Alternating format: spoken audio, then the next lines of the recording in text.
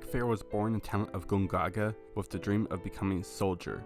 At the age of 13, Zack would leave for Midgard without notifying his parents to join the Shinra military, and he'll reach soldier 2nd class while under the tutelage of 1st class soldier Angel Hugh. During the closing stages of the Wutai War, Genesis would go rogue, but during this, Zack would be attacked by Genesis clones and would be saved by Sephiroth, who would also reveal that Genesis and Angel had gone rogue. Refusing to believe this, Zack would be tasked and sent to Benora, where Zack would track Genesis down but would escape, keeping Zack occupied with a summon. By April, Zack would be promoted to soldier 1st class, later being sent to Modeoheim, where Zack would be assigned to bring in Hollander, but run to Genesis where he would fight and defeat him. But Hollander would escape, track him down. He'll run to Angel, who would transform into Angel Penance, and would do battle with his mentor. And after a prolonged fight, Zack would defeat him. As a result, Angel would pass Buzzword onto Zack before succumbing to his degradation. In September, Zack, alongside Cloudstrife and Sephiroth, would be sent to Nibelheim to investigate a Mako reactor, where they would run into Genesis, who would reveal Sephiroth's past.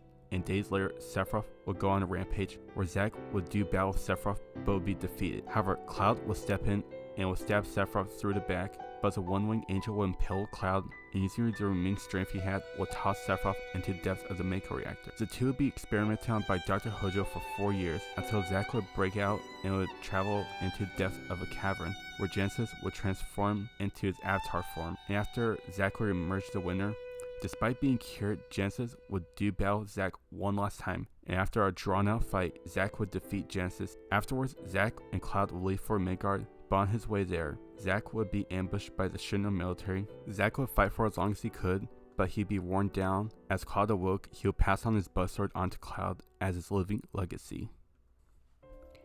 Blake Belladonna was born to Callie and Gira Belladonna on the island of Miyagiri.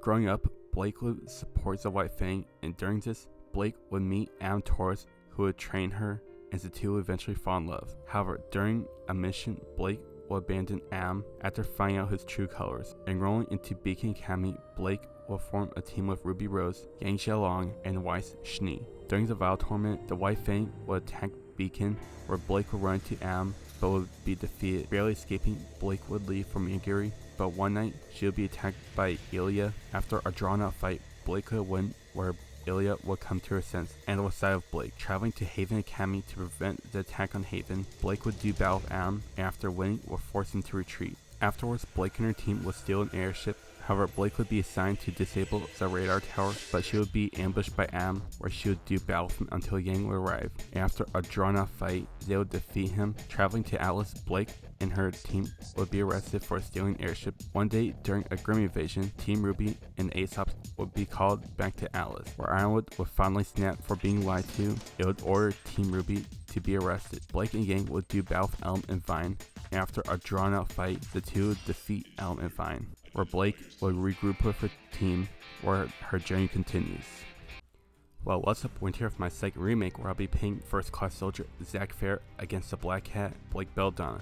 Now, since nothing has changed research-wise, my sources will remain the same. So, for Zack, I'll be taking his showings up to the time of his final battle with the Shinra military, and for Blake, her showings will be taken up to the events of Volume 7, since she doesn't do anything impressive in Volume 8. Now, with that said, let's start with her physical capabilities.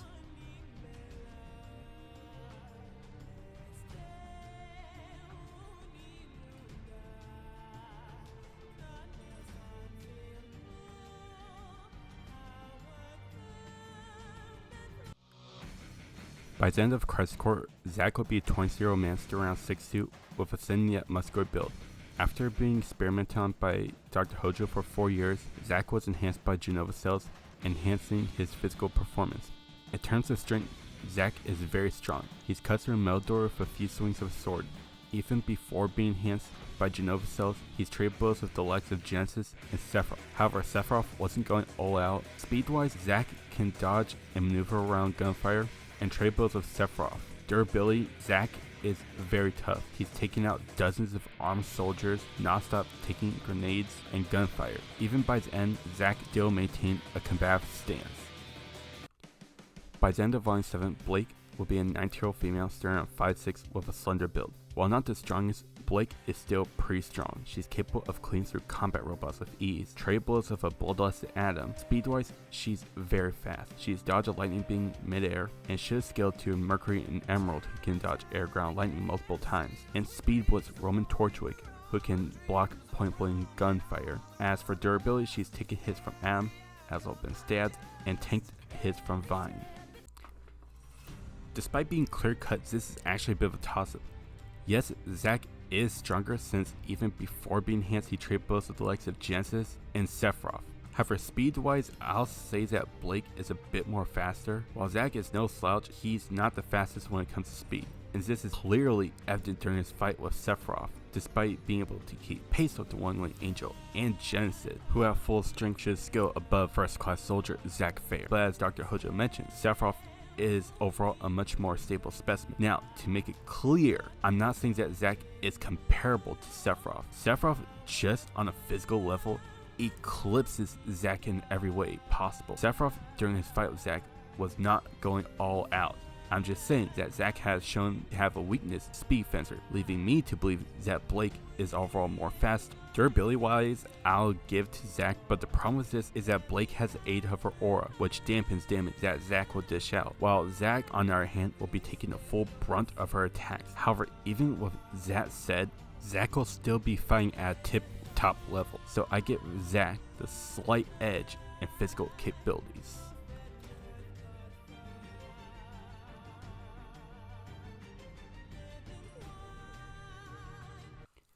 Zack's main weapon is named the Buster Sword that was given to him by his mentor Angie. The blade is an enormous broadsword measuring about 6 feet long.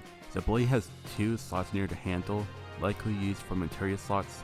A unique function that the blade has is the ability to send out projectile slashes. However, they can be countered by a well-timed deflection. Blake's main weapon is dubbed Gamble Shroud. Gamble Shroud has several settings. The first is Katana that has a ribbon attached to it, and when pulled, switches her sword into a gunblade, with the pistol resembling a Glock that uses several dust rounds, ranging from fire, ice, and earth, each being able to shoot off different variations of bullets. The gunblade can also send off a projectile slash to deal a small amount of damage. Third setting takes on a sickle form. She can also wield her sheath as a secondary blade. This is a very clear-cut category, and I want to keep this a small paragraph, but due to this being remake, it'll be self-defeating. Now, in terms of overall firepower, Zack without doubt has a better sword, but that becomes a null point due to Blake's Gamble Shroud having overall more variety. Now, her gunblade is basically a non-factor due to Zack reacting to bullets. Their projectile slashes basically cancel each other out, and due to Blake's aura protecting her sword, Gamble Shroud is not going to break until her aura goes first. And not to mention, Blake's Gamble Shroud also gives her an extra blade, which is something that Zack has no experience against. At the end of the day, Blake's Gamble Shroud simply has more varieties than Zack's Buster, so there's no question Blake gets the edge in weapons.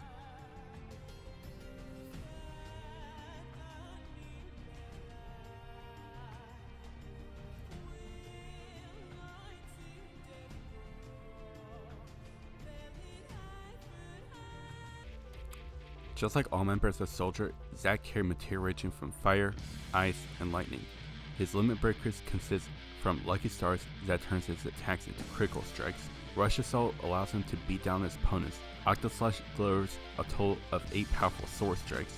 Meteor Shot calls down meteors. Healing Wind, well, heals Zack a decent amount.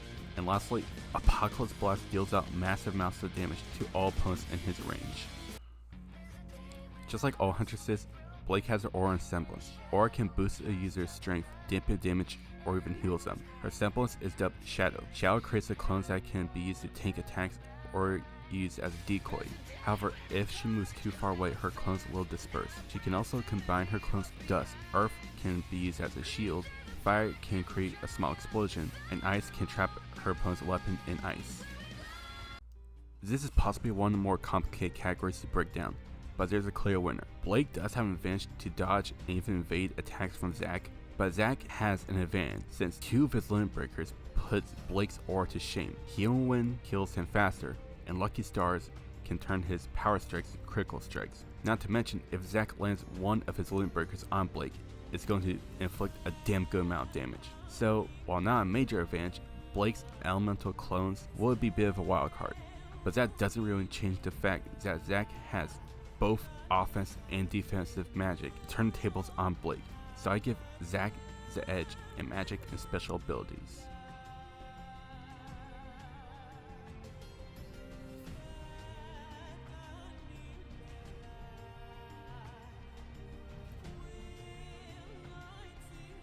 Just like all combatants who use weapons, I'll be using Star Wars Lightsaber Fine Form to better analyze and illustrate how a combatant approaches combat.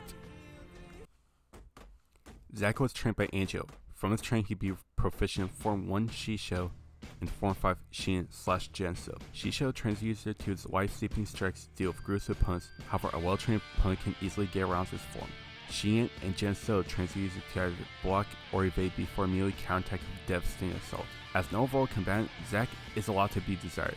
On one hand, he's capable of applying a power-based offense against better trained opponents. However, he does have weakness to speed fencers. He either didn't have time or took the time to fix this weakness, instead relied on his Genso style to counter this and only relied on magic when he absolutely needed to. Blake was trained by Am, and from his training, she would be proficient in Form 4 Taro. Taro trains a user to use acrobatics and aggression to overwhelm an opponent. However, the form isn't well honed to use in close quarters combat, and another weakness is that the form easily uses stamina. But surprisingly, Blake wouldn't take the time to study Form 6 Iman, despite having a high potential of being a prodigy in this form.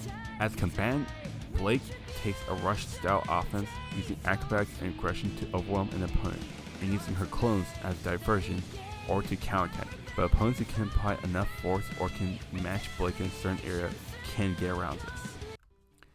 Both are polar opposites, but one just has a bit more going at them. While Blake does have the approach and tactics to Zack's weakness, she should have this in the bag, right? Well, no. I only said that she fights this way. I didn't say that she was the best. Zack has fought better opponents who can use Ataro much more better. Genesis is more aggressive and pressuring. Yes, Blake does have the approach to challenge him. On the flip side, unlike Genesis, Zack has the physicality to tank Blake's attacks and still fight at a tip-top level. Despite Zack delaying the inevitable when faced off against speed fencers, it unfortunately starts to go downhill for Blake once taken into account that Zack has the perfect mentor, who himself is a power duelist. So, at the end of the day, can Blake last long enough to take advantage of Zack's weakness to speed fencers? And I'll have to say no, because unlike Blake, Zack has the magic and defense to outlast, and as I mentioned a few moments ago, Zack has fought first-class soldiers who can apply Ataro much more better than Blake. By the end, Blake would have overused her aura or be weakened down enough for Zack to take her out with one of his limit breakers, so I give Zack the edge in combat skills and tactics.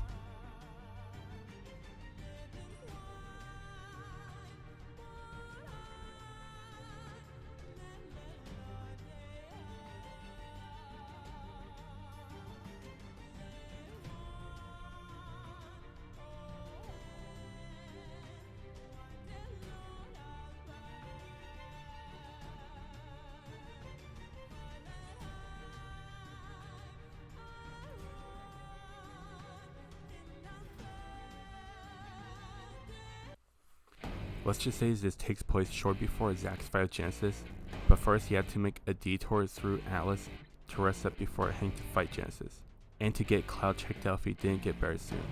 However, meanwhile, Blake has been assigned by Ironwood to bring in both Zack and Cloud. As Zack carries Cloud through an alleyway, Blake drops down from the roof in front of him, who advises Zack to drop his weapon and to come with her peacefully. Instead, he sits down Cloud against the wall and draws his sword. I can't do that. Blake sighs, drawing her sword. The two dash forward with standard swordplay, with two entering intense blade lock. Taking an opening, provided Zack pushes Blake's arm up and cuts her down. But the real Blake flanks Zack, but the soldier shifts himself in time to block her attack. The two break away as Zack casts a fire spell, but as a result, this leaves him open to get a quick combo from Blake. Before kicking off of Zack in midair, the Fawn slows an earth round. To give a distance, Blake fires on Zack, but it's futile, who manages to deflect all rounds and shots away. Zack brings his blade down towards the cat fawns. At the last moment, Blake uses her semblance, creating earth clones that shatters upon impact. Blake jumps over Zack, but the soldier expects this Quickly turn around, Zack casts a lightning spell that staggers Blake. Zack unleashes an onslaught of sword strikes, sending Blake sliding back. Now after given distance, Zack activates his Lucky Star spell as Blake equips Gamble Shroud's sheath, catching Zack off guard for a minute, but enters a defense stance. But despite his efforts, all he can do is parry as Blake gets hits on Zack. Defiance goes to disarm Zack, however the soldier connects his sword with Blake's sword, almost knocking it from her hand, giving him the opening to get in another quick combo. Blake staggers back, loading in a fire clip. By now, Zack almost manages to turn tables on Blake, now having a feel for a fighting style. But as the fallen soldier goes to cut down Blake, Defiance releases a fire cone that explodes, pulling Blake, sending Zack sliding on his back. Blake puts her sword to Zack's throat, insisting him to surrender. Sorry, but this fight has just begun. Not missing a beat, Zack fires a lightning spell point blank into Blake, giving Zack the distance to get back to his feet. Loading Ice Clip, Defiance evades Zack's attack at the last possible moment, trapping Zack's buzzsword in an ice clone. But Zack simply smirks as Blake jumps over him, in turn activates his Rush Assault Limit Breaker, hitting Blake with the full brunt of his attack that sends her into a wall, cracking it, causing her aura to flicker. Retrieving his sword, the two stare each other down, knowing that they don't have much left. The two go all out with their final attack as Blake charges Zack. The soldier activates Octa Slash. Not only does Zack overpower her, but hits her with 8 powerful sword strikes, with the final strike slamming her into the ground, breaking her aura and knocking her out. Zack sheathes his sword before healing himself and leaves to get him and Cloud out of the area. And with that, I declare Zack fair, the first class soldier, the winner. I'm not even going to sugarcoat this. I have feelings this is how the fight would go. Also, despite how much I don't like Blake, I can't help but admit that Blake is just one of many who could challenge Zack, but she's not beating him anytime soon. Now, could Blake beat Zack? Yes, absolutely. If she were to fight Zack before he was enhanced, she could win. She has the magic and the approach to take advantage of his weakness to speed fencers, but not by the end of Crisis Core. Zack has the experience, the enhancements, and the magic to take down Blake. Physically, it's pretty clear cut. Even before being enhanced, Zack is swapping hands with the likes of Genesis and Sephiroth, as well as Angel Penance. While Blake does have feats going in her direction, they unfortunately fall short due to Zack's enhancements, putting him on par with members of First Class Soldier, such as Genesis and Sephiroth. The best that Blake has is a speed advantage. I'm not even going to waste anyone's time going over their weapons, except Blake's Gunblade is basically a non-factor due to Zack reacting to bullets. Blake's Shadow Clones is what honestly carried her throughout the fight. There's really nothing wrong for clones, but as mentioned before, Zack's Lucky Star's Healing Wave both outclass Blake's aura, and his Limb Breakers deals out far more damage than Blake could ever work up. And as combatants, despite Blake having a decent advantage, it's actually a similar reason why Zack would beat someone like Adam. Not because he's faced opponents who use Atar better, but to give credit where credit is due. Blake certainly has the right idea in her approach. Zack overall is better at defending, his magic allows him to stay in the fight longer, all the while allowing him to hit back much more harder. And to add insult to injury, her clones would just simply be delaying the inevitable. But honestly, I'm not disappointed, not because she's my least favorite, but has an interesting fighting style, and Zack is near the top of my list of all-time favorite Final Fantasy characters. And with that said, be sure to like, comment, subscribe, follow me on Twitter if you care about that, and I'll see y'all next time.